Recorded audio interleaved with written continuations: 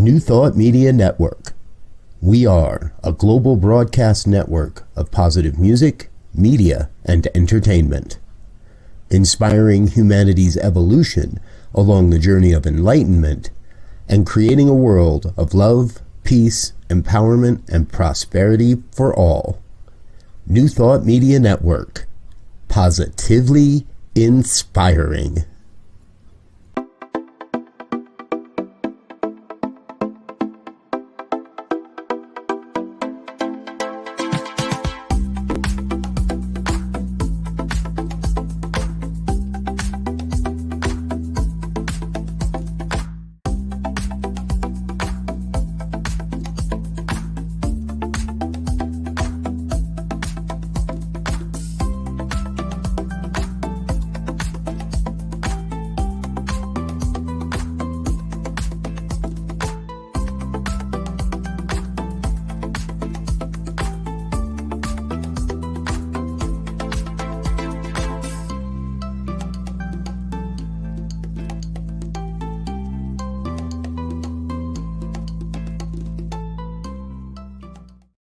Hello and welcome back to Global Focus Today. I am Reverend Dr. Sharri Johnson, your host, and our guest today is, as always, unique, but this time it's a different kind of unique. Our guest is Reverend Lauren Martin, and her focus ministry is even more unique than most focus ministries. We've had one minister on so far who had a similar ministry in that her function was supporting other ministers. And that's the kind of background ministry that Reverend Lauren Martin has, is an amazing supporting other people in things that they didn't even know they needed supporting in kind of thing. She has, for instance, this mission statement. You're going to want to write this down, so I'll speak slowly. I will walk with you in the darkness and hold the light until you remember that the light is within you. Isn't that fabulous? And she's a trained life coach who specializes in working with people who are dealing with trauma. And my favorite thing, don't laugh, is that she has the prettiest purple hair you ever saw. Please help me welcome Reverend Lauren Martin. Thank you for saying yes. Oh, thank you for having me here. I appreciate it.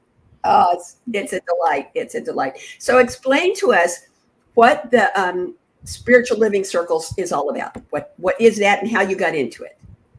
Okay, so, well, I got into it because I had a very nice mentor who was in charge of it to begin with, and she gave me the opportunity to work with it. So the Spiritual Living Circles are a way for people to be part of community, so that if you are in a place where there's no church, or if you want more than just what the church is providing you, you have a way to meet and have deep dive discussions that are based on the Science of Mind magazine every month. So I have the unique job of taking 4 of the articles and writing out a description of the articles and then discussion questions. And so I create a guideline for all of the people who want to run a circle to kind of, so they know what to talk about, what to discuss. They can pick any of the articles that we have. We've started to make it so that people can do this online easier, because I decided I don't like just looking at people's faces online. I like to have some like distraction, because, brain doesn't like to just look at one thing. So I created PowerPoints that people can use with these questions for any of their calls that they want to have online. And then that way we can start to expand to international locations, and everybody doesn't have to be in the same space, the same state, the same time zone to have the meetings. And the other thing that we do now is we're doing spiritual practices. Every couple of months, we'll do a spiritual practice that we put in there, so people can go in there and grab a spiritual practice to do in their spiritual living circles instead of discussing a article, if that works better for them. And then we also have the options that people could discuss what we believe in there. And so the great thing about the spiritual living circles, though, is you don't have to be CSL. You don't have to be a practitioner. You don't have to be a minister. You can be anybody and start a circle, and we're here to support you and to help that grow into maybe a teaching chapter if you want it to, or into just a lovely community that you get to spend time with and grow and experience the joy of learning in a relationship building environment, if that makes sense. So basically it's CSL with water wings. Yes, exactly. And so Amber Davidson and I worked together on this, and she and I have like this really huge passion that what we want is we want people to come to the spiritual living circles, get really excited about the principles and what we teach and the community, and then start to join classes and workshops and get to hear about different ways they can be involved with a spiritual community, even if they don't have one really close to them. Okay, now I have a question that I'm pretty sure our viewers are going to want an answer for, and that is, two part. Part one, is there some place where there's a directory of all the spiritual living circles that are already set up so that people can go and look to see where they might want to go? Yes. And is that the address that we just put up a minute ago? Yes. Oh, yes. Good. Yes. Okay. And the second one is, what if this person likes it so much they want to start their own circle? Or what if this person is already reading Science in Mind magazine and would love to have someone to talk to about it? How do they go about same place to see about setting one up? Yes. And if there's any questions or concerns about it, there should be an application form on that site. If there's any questions, any problems with it, circles@csl.org is the email for that. So it's really easy to remember. And you can just go and ask Amber or I for support on any of those kind of things. The best part about the program and what we've changed about this program, because it used to be that if you had a circle, you were kind of off in an island by yourself running your circle. We've created a community through a Moodle room. So we put all of the guides in there every month. We put music that you can jam to that fits the theme for every month. We create a theme for our hosts that is similar to the Science of Mind magazine theme, but is catered to what a host might need. So like if we have where we did this month with the practice makes imperfect, we have a chat that we can go in and talk about what kind of spiritual practices are you doing? What kind of struggles are you having with your spiritual practices? Why are spiritual practices hard? Why are some not working in certain situations?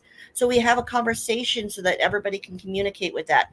We have monthly meetings where we do a deeper dive with the hosts on these topics to help them understand how to communicate with their circle, and also so that they can grow a kind of a community within themselves and learn from each other. So this is completely different than it was. So if you've had a circle before and you felt it was kind of isolated and you didn't really feel like the love is there now. And we're here to kind of support and help more than we ever have before. And that's why we really want to see growth and expansion. I think we have 132 circles right now. Wow. And yes. And we are trying to get to 150 by the end of July. So come on, sign up. We'd love to have you. And honestly, a circle doesn't have to be a lot of people. We don't think we kind of encourage you to keep it under 8 so that it can be intimate and you can actually go through, if somebody's having a hard time and they need to come to the circle for support, you could be there for them. If you're having somebody needs to share something personal that's really triggered in the topic that we're talking about, they can share and feel supported. So we don't want you to create like a circle that's as big as a church, but we'd love your circle to turn into something as big as a church. Like if you grow it, and we will help you with that too. All right. Now, where did this come from? I mean, I remember ministerial school. Mm-hmm. I remember that every week the instructors would say, well, now what are you going to do this year? what do you think your ministry is now? Because I was the only person there who never changed what my ministry was going to be the whole time I was there. Everybody else had a new ministry idea every week. And none of them suggested this. So I'm kind of wondering where spiritual living circles came from. Were you in the beginning of it, or did you?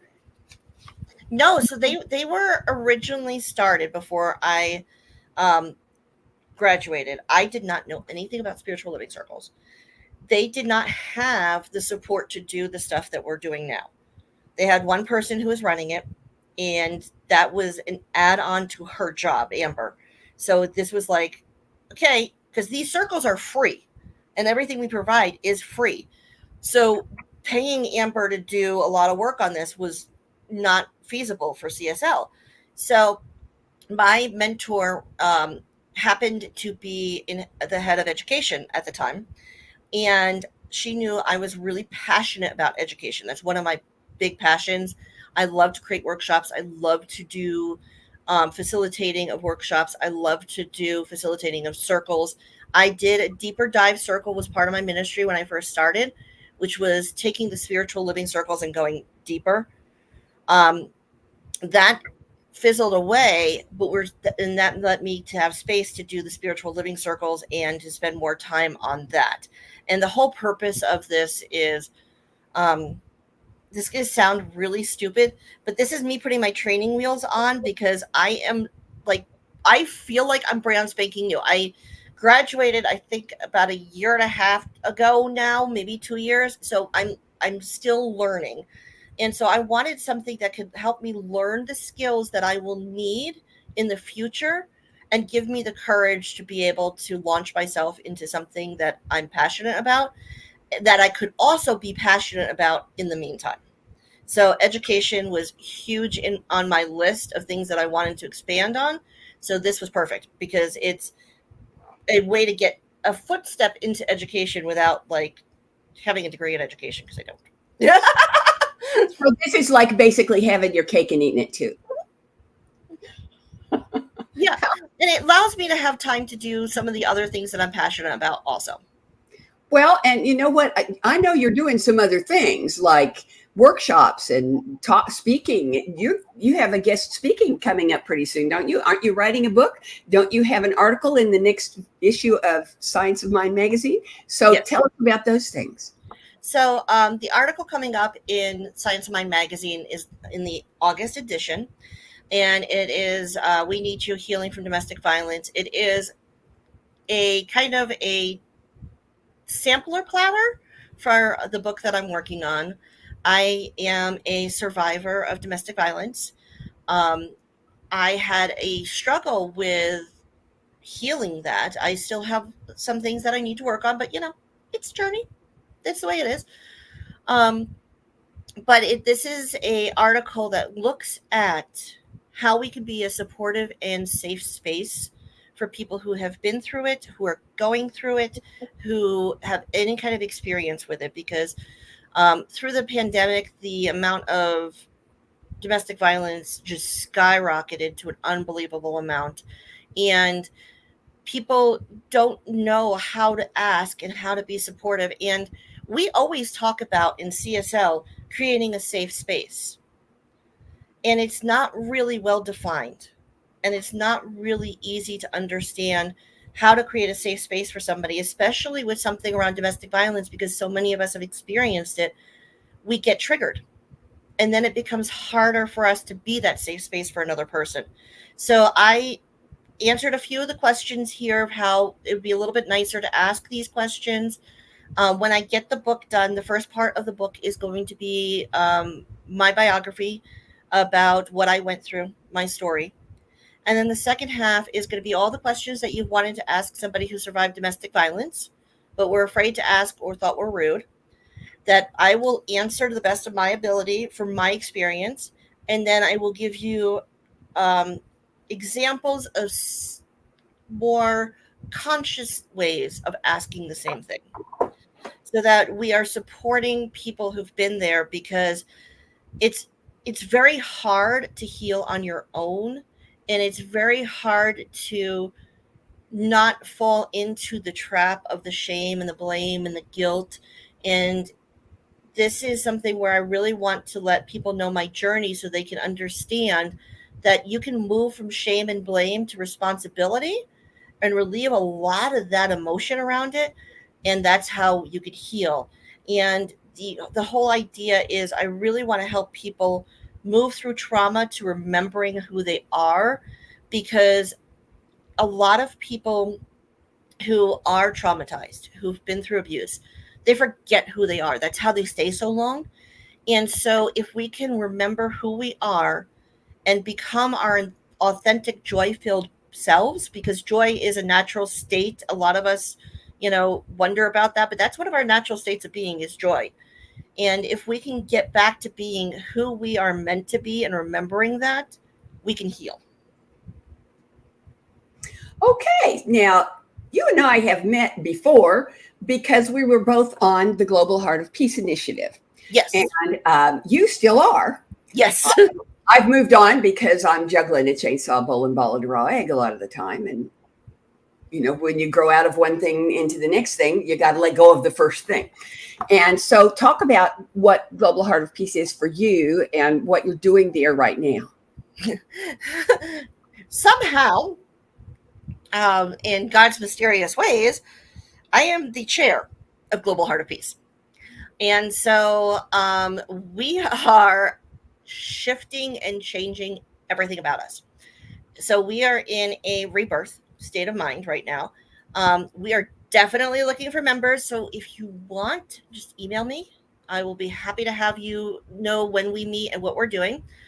Our big project that we are doing right now is we're kicking it off early. The UN Day of Peace is September 21st. And we decided this year we wanted to plant peace poles. And so planting peace poles, I don't know if you've ever seen those, but they're these really beautiful poles that are, 5-6 feet tall that you plant outside.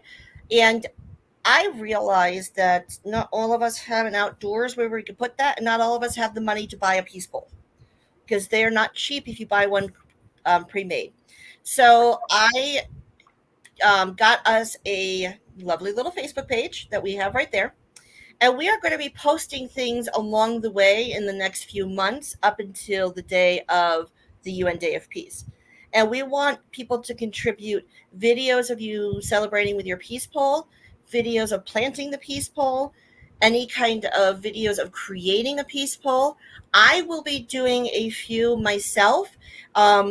Just so you guys have fair warning, I have never done a crafting video, so these will be like amateur videos, but I have a few ideas on how to make different kinds of peace poles that you can have in your house so that everybody can participate. And the whole idea is building community around peace. And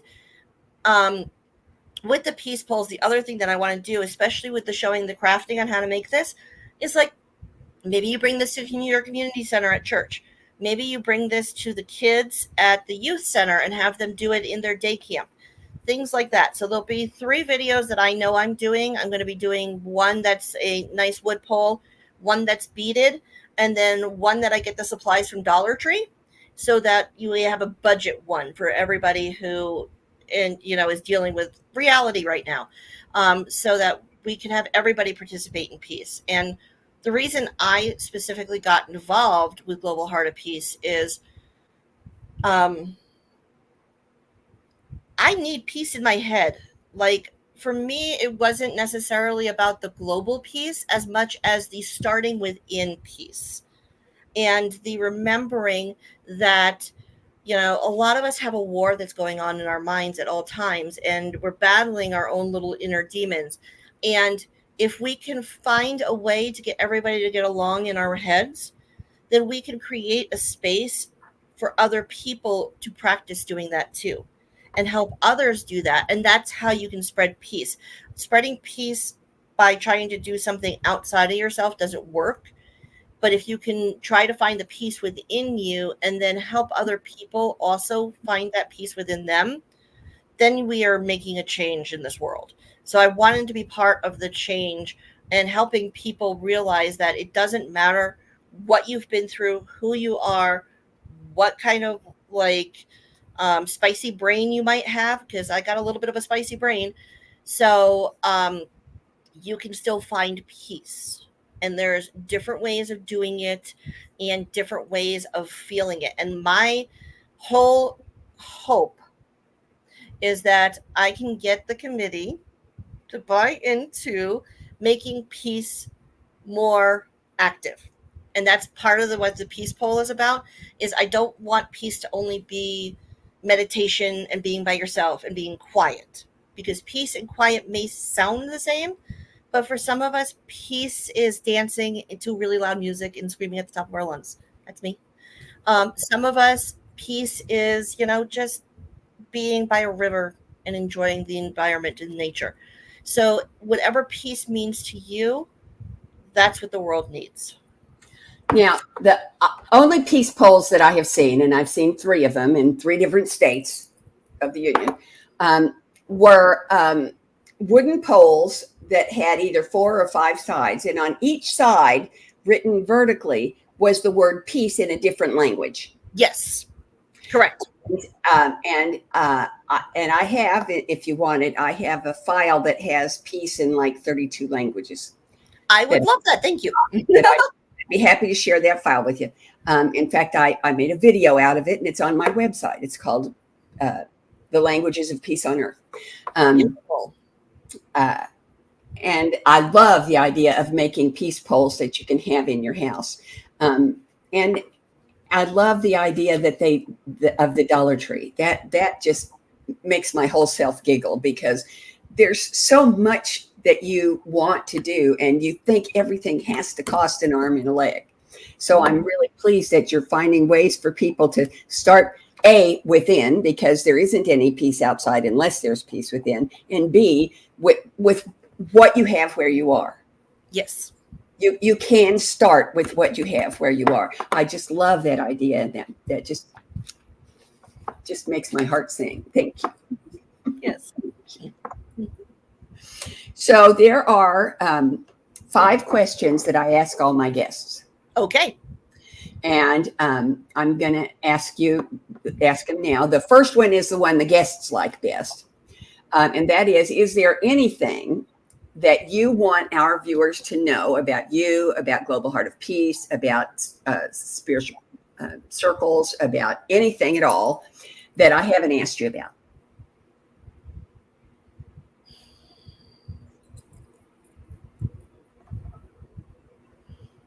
I'm here for you. That's the thing that comes to mind, is reach out any way you need support. I'm here for you. Okay. Oh, good. Okay, so here's the next one. How does what you do as Reverend Lauren, as PT Mala 13, as spiritual circles, as a minister, as a person, how does all of that contribute to, enhance, support, encourage, pick your own verb, conscious evolution? That feels like all I'm doing. So that's why I'm laughing, because it's all about learning who I am, how to show up better, how to be authentic, how to be there for people in when they need it, in the way that they need it, and to allow a space for everybody else that I come into interaction with to be their authentic self. And that means messiness, that means awkwardness, that means whatever. Embrace your shadow, love all of you. And that is where I feel like it's that whole growth thing, is all of this is leading me, I hope, and I know that it is leading me to where I am meant to be, so that I can reach more people and help them, because that's my whole goal. Okay. Now, the second question, I really like that answer. The second question sounds like the same one, but it's not. It's different. So you have to listen closely. How does what you do as Reverend Lauren Martin, as Spiritual Living Circles, as Global Heart of Peace, as a minister, as a person, how does all of that contribute to, support, reveal, encourage, pick your own verb, world peace?